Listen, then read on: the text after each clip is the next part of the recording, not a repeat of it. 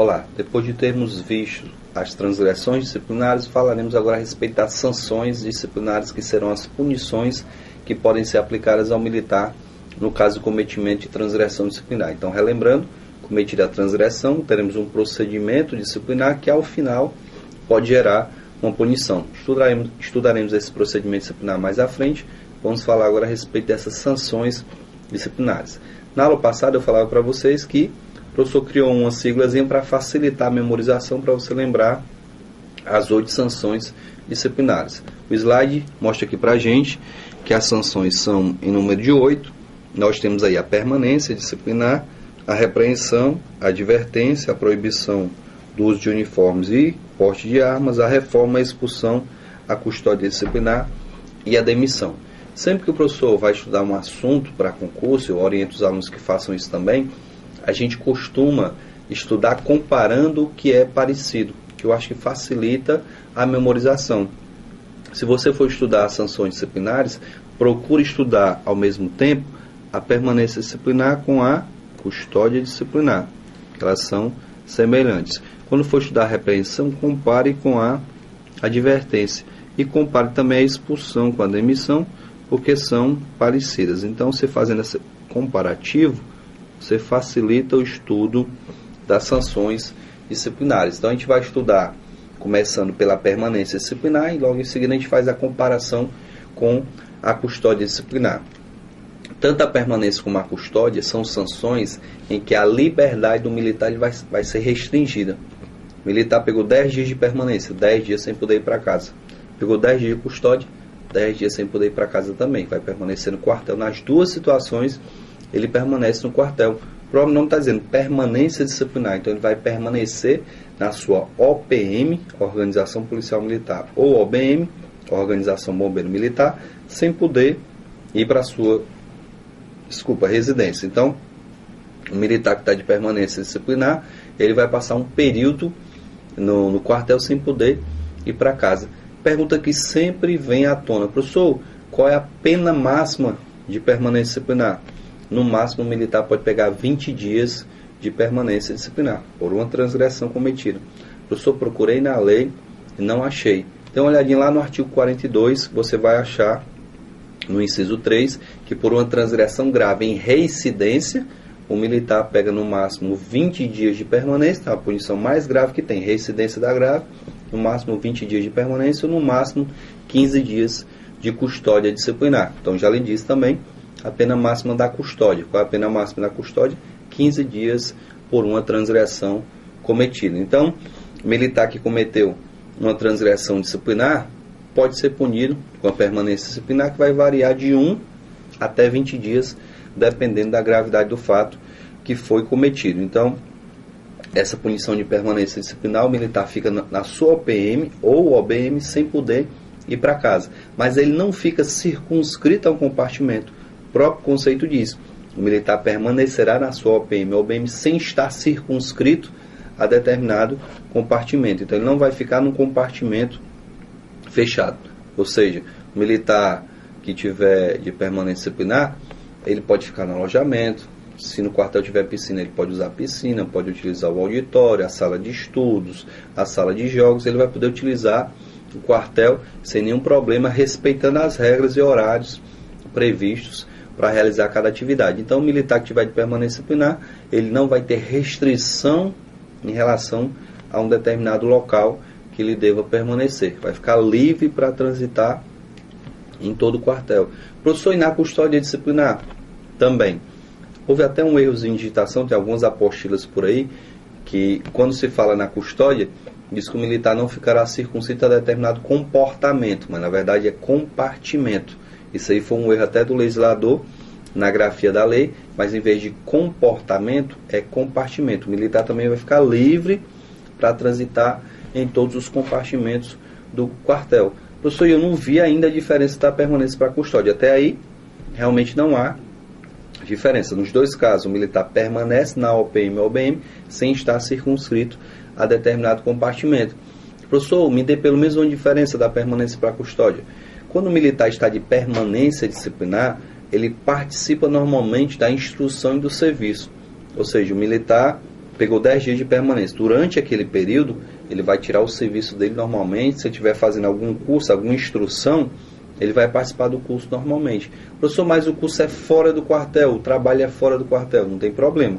Ele vai, tira o seu serviço, o policial militar, o bombeiro está no serviço de viatura, tira o serviço na viatura, acabou o serviço, retorna para o quartel.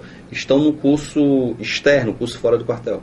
Vão lá para o curso, terminou o curso, retornam para o quartel. Tanto vão participar do serviço interno como do serviço externo, tanto vão participar da instrução interna como a instrução externa. Então, o militar que está de permanência participa normalmente do serviço da instrução.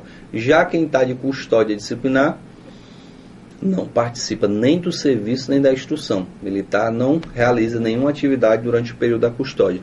Ah, professor, então é melhor ficar de custódia disciplinar. Peguei 10 dias de custódia. Vou ficar lá no quartel, vou usar a piscina, vou usar o auditório, vou usar os compartimentos e não vou trabalhar durante aquele período. É bom demais. Então é melhor a custódia. Não. A custódia não é boa. Por quê? No caso da permanência, você não tem nenhum prejuízo durante o período da permanência, a não ser ficar no quartel. Ou seja, você recebe seu salário, aquele período vai contar para suas férias, vai contar para a aposentadoria, vai contar para todos os efeitos. Já na custódia disciplinar, o período que você pegar de custódia não vão valer para nenhum efeito. Então, se você pegou 15 dias de custódia disciplinar, aqueles 15 dias não contam para a sua aposentadoria, não contam para férias, não vai valer de nada aqueles 15 dias de custódia disciplinar. Inclusive, o militar deixa de receber a remuneração durante aquele período. E por isso mesmo é que não desempenha nenhuma função. Ele não tira nenhum serviço, nem participa da instrução durante o período da custódia disciplinar. Então, a gente vê a primeira diferença da permanência para a custódia. Segunda diferença, o militar que pegar uma permanência disciplinar poderá solicitar conversão em serviço extraordinário. O que é a conversão? A troca. O policial pegou 4 dias de permanência. Então ele solicita, faz um requerimento ao seu comandante, que vai analisar, pode deferir ou não, o requerimento solicitando trocar aqueles 4 dias de permanência por 4 serviços extraordinários. Por quê? Cada serviço corresponde a um dia de permanência. Professor, mas não entendi. O serviço vai ser executado na sua folga. Então, em vez de você estar em casa, você vai tirar um serviço extraordinário. Mas, em compensação, não fica no quartel sem poder ir para casa. Porque o serviço ele vai variar de 6 a 8 horas. Tirou suas 6 horas de serviço, vai para casa sem nenhum problema.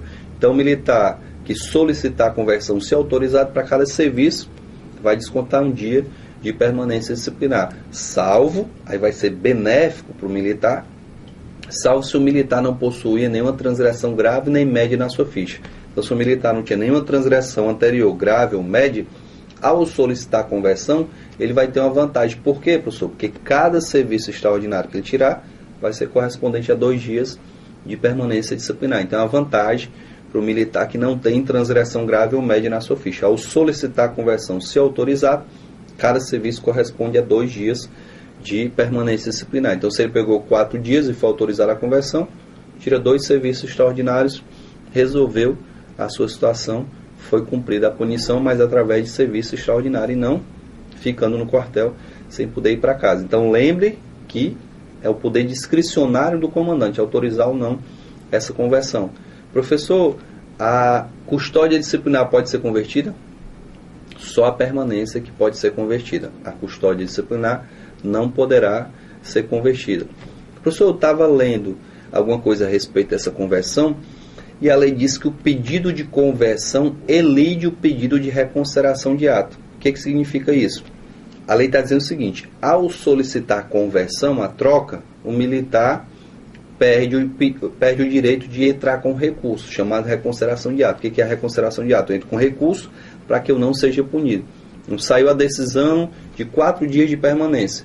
Aí você solicitou a troca por 4 serviços extraordinários. Então, ao solicitar essa conversão, automaticamente você perde o direito à reconsideração de ato. Ou seja, elide, impede o pedido de reconsideração de ato.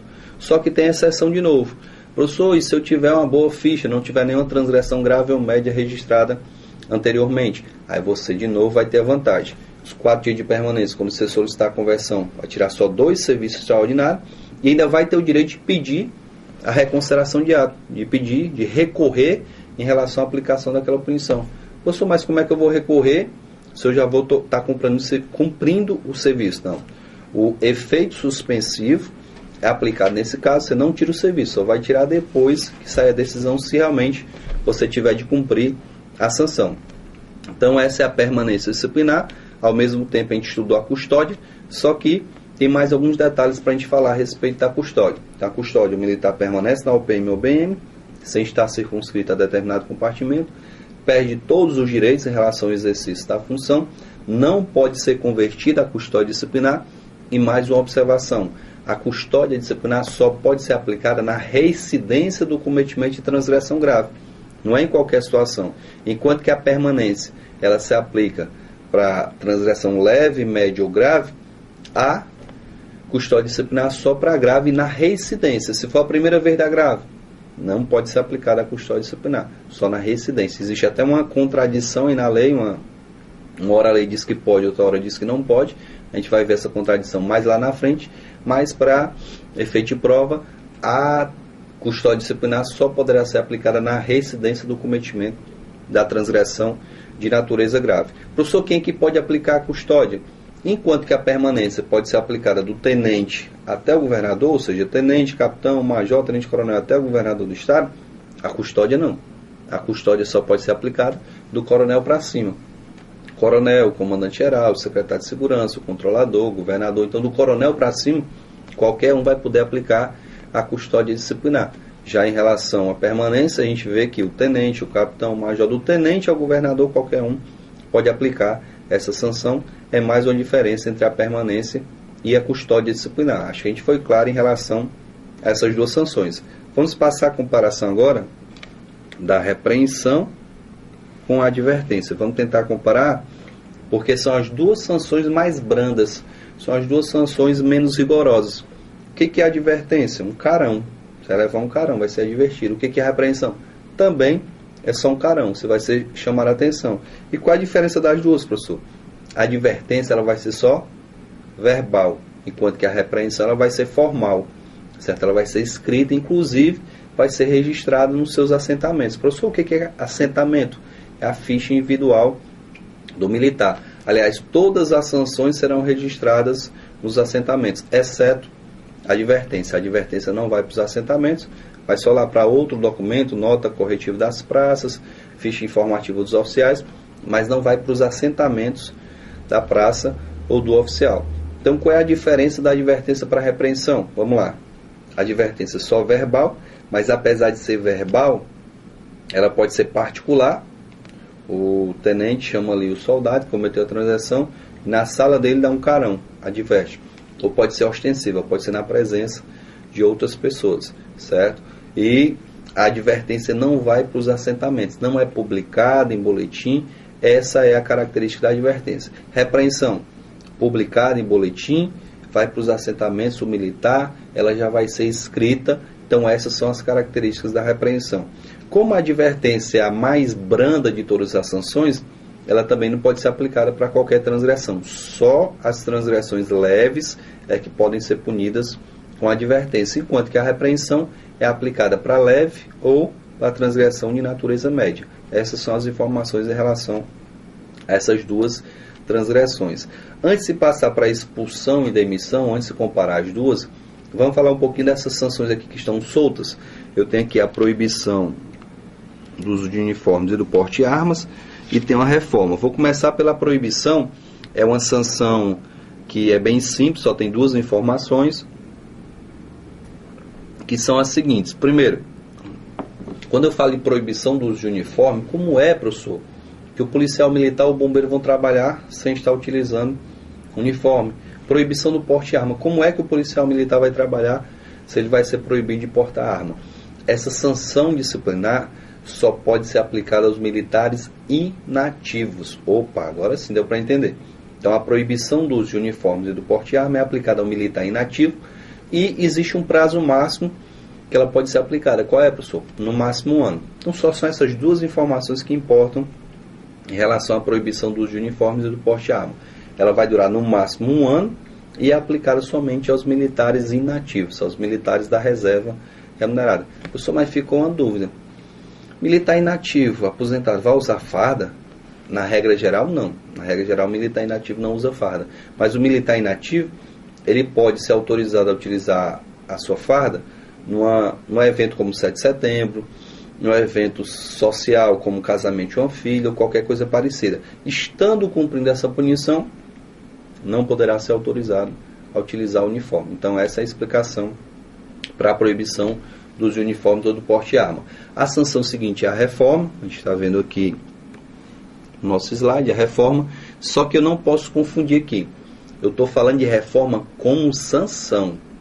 A reforma pode ser por idade, por doença ou por punição. Eu estou falando da reforma por punição, somente dela. As outras duas a gente não vai falar agora. A reforma por punição também é chamada de reforma administrativa disciplinar. O que eu preciso saber dela, professor? O que é mais importante saber da reforma administrativa disciplinar? Que esta reforma, como a gente já falou anteriormente, ela gera salário proporcional, remuneração proporcional ao tempo de contribuição. Se você é militar e tinha 25 anos de serviço e foi reformado por punição, reforma administrativa disciplinar, então você vai ser aposentado e não vai receber seu salário integral. Se você tivesse os 30 anos, sim, mas só tinha 25, não vai ser proporcional a esses 25 anos. Se você tinha 15 anos, só a metade do salário. Se só tinha 10, um terço do salário, e assim sucessivamente. Então a reforma por punição, ela gera um prejuízo no bolso do militar, porque ele vai receber somente parte da sua remuneração, proporcional ao tempo de contribuição que ele tem na sua corporação. Então essa é a principal informação em relação à reforma. A gente vai concluir agora com expulsão e demissão. Vamos fazer a comparação da expulsão com a demissão. Primeira coisa que eu tenho que saber em relação à expulsão: a expulsão é aplicada somente às praças. A expulsão não pode ser aplicada aos oficiais. E cai muito em concurso. O capitão João, que cometeu transgressão disciplinar grave, um ato atentatório à instituição nacional, foi expulso da Polícia Militar ou do Corpo de Bombeiros. Errado. O capitão pode ter praticado o ato que for, mas nunca será expulso. Vixe, professor, não está bom demais. Ele vai cometer crime e não vai ser expulso. O capitão pode ser demitido. Expulso não. O termo para os oficiais é só demissão. O oficial só poderá ser demitido. E a praça, professor? A praça pode ser expulsa ou demitida. Então o que eu vou dizer para vocês? A expulsão aplica-se somente às praças e a demissão aplica-se a praças e oficiais. Professor, em que casos a praça poderá ser expulsa da corporação? A praça será expulsa ao praticar um ato atentatório às instituições nacionais, um ato ofensivo ou desonroso ao decoro da categoria, ao decoro da classe. Nessas situações ela poderá ser expulsa da corporação. Então praticou um ato atentatório às instituições nacionais, participou de uma greve armada. Então a praça está passiva de ser expulsa da corporação. A praça praticou um ato atentatório, um ato desonroso ou ofensivo ao decoro da categoria. O que é decoro? A dignidade da categoria. A praça participou de um estupro. Então isso aí é altamente desonroso, vai denegrir muito a imagem da categoria. Então, se for desonroso, se atingir o decoro, a integridade, a dignidade da categoria, a praça está passiva de ser punida. Então, ao praticar atos dessa natureza, a praça poderá ser expulsa da corporação. A praça também pode ser expulsa, está previsto lá no artigo 48, ao cometer um crime que também seja transgressão disciplinar grave, que denote, que demonstre que essa praça é incapaz para permanecer na corporação. Então são os casos que geram a expulsão da praça. Está previsto, se eu não me engano, no artigo 24 e no artigo 48. Professor, e a demissão? A demissão é mais ampla. A demissão pega a praça e pega o oficial. São 6 situações que a praça, que podem gerar a demissão da praça, e 3 situações que podem gerar a demissão do oficial. Vou citar, você não precisa decorar, tente memorizar da melhor forma possível. A demissão se aplica ao oficial em 3 situações. Primeira delas, o oficial praticou um crime e por esse crime ele foi condenado a uma pena privativa de liberdade superior a 2 anos. Então, nesse caso, o oficial pode ser expulso da corporação. O oficial cometeu um crime e foi condenado A perda da função pública, ele perdeu sua função de oficial. Segundo caso, que o oficial pode ser expulso o oficial poderá ser demitido da corporação. Toda vida a confusão da expulsão com a demissão. Então, quando condenado a pena privativa de liberdade superior a 2 anos, quando condenado à perda da função pública ou quando considerado incapaz para permanecer nos quadros da corporação. Tudo isso vai ser feito um procedimento disciplinar. No caso dos oficiais é chamado Conselho de Justificação, é uma comissão, e essa comissão, se considerar que ele é incapaz para permanecer na corporação, se considerar que ele cometeu um crime, foi condenado à pena privativa de liberdade superior a 2 anos, ou se ele foi condenado à perda da função pública, nos 3 casos, o oficial poderá ser demitido da corporação. Já a praça, como eu falei, 6 situações.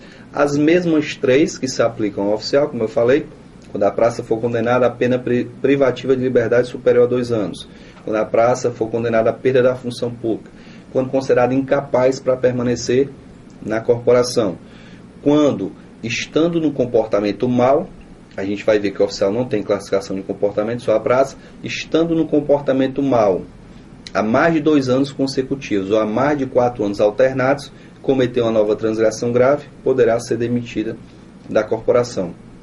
Tem mais 2 situações que estão relacionadas ao crime de deserção. A praça praticou o crime de deserção. O que é a deserção, professor? Passou mais de 8 dias sem aparecer no quartel e sem dar satisfação. Praticou o crime de deserção, quando ela for recapturada ou se apresentar voluntariamente, ela vai ser submetida a uma inspeção de saúde. A praça passou 1 ano aí sumida e se reapresentou, então foi presa, que é desertora. No momento que ela se reapresentar ou for capturada, vai ser submetida à inspeção de saúde. Se na inspeção de saúde for considerada incapaz definitivamente para o serviço militar, vai ser demitida da corporação. Professor, e se na inspeção for considerada apta? Aí vai ser processada por aquele crime, volta a receber sua remuneração normalmente, porque no primeiro caso já tinha sido cortada a remuneração. No momento que é considerado desertor, corta a remuneração. Volta a receber sua remuneração, vai ser processada. Se ao final for condenada, vai ser demitida em virtude da condenação pelo crime da deserção. Após cumprir a pena, ela vai ser demitida da corporação. Então, 6 situações para a praça, 3 situações para os oficiais. Então, vamos fazer aqui alguns comparativos, comparando aqui primeiro advertência e repreensão. Como já tinha explicado para vocês, a advertência é informal, ela é só verbal, e a repreensão é formal, porque ela é escrita. A advertência não é publicada em boletim, a repreensão é. A advertência não é registrada nos assentamentos, a repreensão é. Transgressão que se aplica a advertência somente a leve, e para a repreensão tanto a leve como a média. A sequência, comparação ainda permanência com a custódia. A permanência, o militar participa normalmente do serviço da instrução, independente de ser interno ou externo. Já na custódia, não. A conversão, está até errado aqui, está com M, na verdade é um N, né, de conversão. A conversão é permitida para a permanência, mas não é permitida para a custódia disciplinar. A conversão, lembrando, é a troca por serviço extraordinário. Quem que pode aplicar a permanência? Do tenente ao governador. Já a custódia disciplinar, somente do coronel ao governador. Cita-se aqui o coronel, o comandante-geral, o secretário de segurança, o controlador, mas também o governador, em caso de recurso, pode aplicar a custódia disciplinar. A permanência, como eu falei, é aplicada para a média, para a grave, no caso da leve só nas reincidências, enquanto que a custódia é aplicada somente na reincidência das transgressões de natureza grave.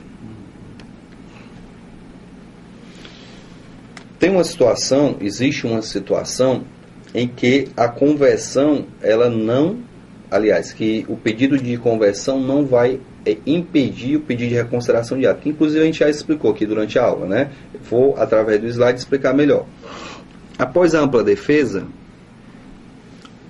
em 30 dias, que pode ser prorrogado por mais 15, a autoridade está julgando o procedimento, tem que dar uma solução. Ela vai solucionar, vai dizer se o militar deve ser punido ou não. Saindo dessa solução, em 5 dias, o militar poderá entrar com a reconsideração de ato. Aí existe uma observação: pedido de conversão elide ou não elide o pedido de reconsideração de ato? Como eu já falei, elide é a mesma coisa que impede.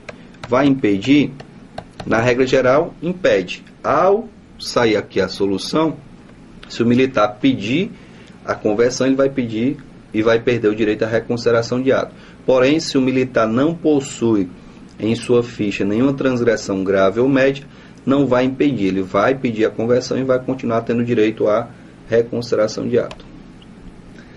Para concluir nosso vídeo aqui, a gente vai falar um pouquinho de recolhimento transitório. Recolhimento transitório é um assunto que sempre está caindo em concurso, é um assunto polêmico. A gente vai tentar resumir de maneira bem simples o recolhimento transitório. Primeira coisa que eu tenho que saber, recolhimento transitório não é sanção disciplinar, é uma medida preventiva, cautelatória. Está lá no artigo 26, muito claro. Começo do artigo 26, ele dá o conceito e diz que recolhimento transitório não constitui, não é sanção disciplinar, medida preventiva e cautelatória consistente no desarmamento do militar e recolhimento dele à prisão. Aqui sim o militar vai ficar preso. No caso do recolhimento transitório, ele vai ficar num compartimento fechado. Por quantos dias, professor? Por no máximo 5 dias. Esse prazo só pode ser prorrogado por determinação judicial. Se a juíza militar ou o juiz militar determinar um prazo maior, aí sim esse prazo poderá ser estendido. Vamos ver como é que funciona. Como eu falei para vocês, o pedido, o recolhimento transitório, melhor dizendo, é uma medida preventiva e acautelatória. É a medida para evitar que o militar ele venha assim enrolar mais do que ele já está enrolado. Por quê, professor? Porque o recolhimento transitório vai acontecer quando houver suspeito, né, houver indícios de que o militar tenha cometido um crime propriamente militar ou uma transgressão militar e, além de ter cometido o crime ou a transgressão, esteja agressivo e violento, colocando em risco a segurança dele ou de terceiros.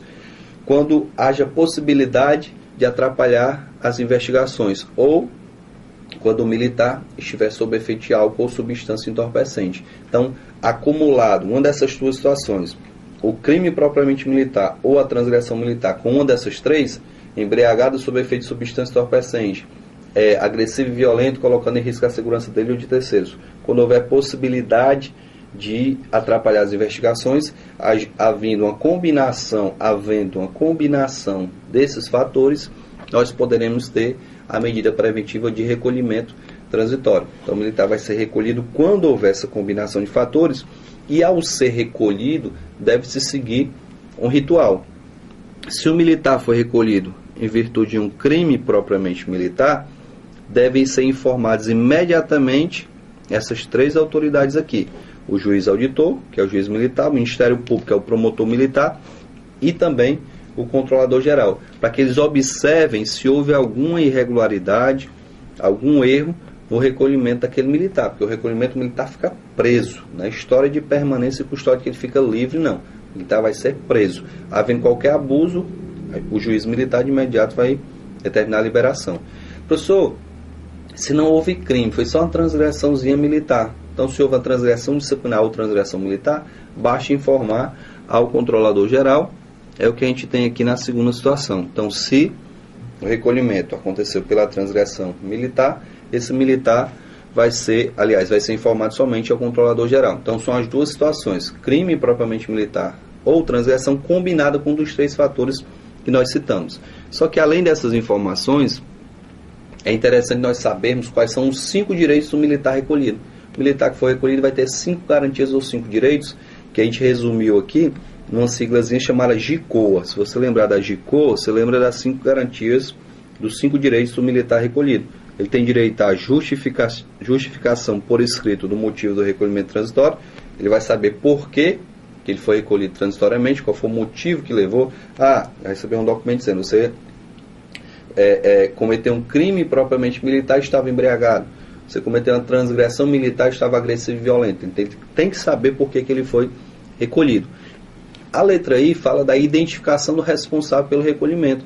O militar, ele quer entrar na justiça porque acha que houve abuso de autoridade. Como é que ele vai saber quem foi o responsável? Então, ele tem direito à identificação do responsável pela aplicação da medida. Quem foi que determinou o recolhimento militar? Ele tem direito de comunicar uma pessoa, né, que ele vai indicar, o local onde ele se encontra recolhido.